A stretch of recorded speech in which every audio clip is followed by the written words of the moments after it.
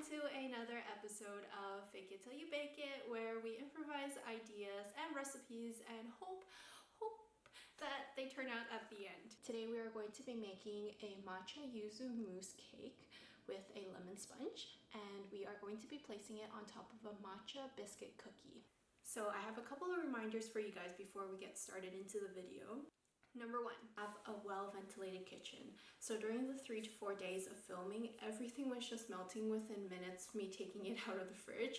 And it was just because it was too humid and so hot in my kitchen that everything was melting. Tip number two, allow your mousse to set in the fridge before taking it out.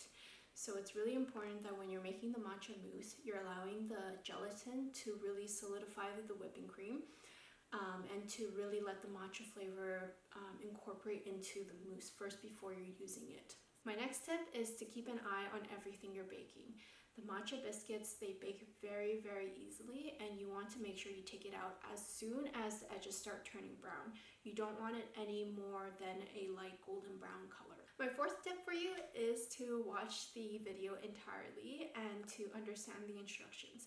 You don't want anything to catch you off guard while you're in the middle of baking. Some of these steps do take a lot longer, a couple of hours, so you want to make sure you're not rushing yourself. My last reminder for you guys is to remember to hit that bell notification as well as the subscribe button to stay updated with recipes each week. As well, please leave me a comment below to share how your mousse cake turned out, as well as any suggestions you would like to see for next videos.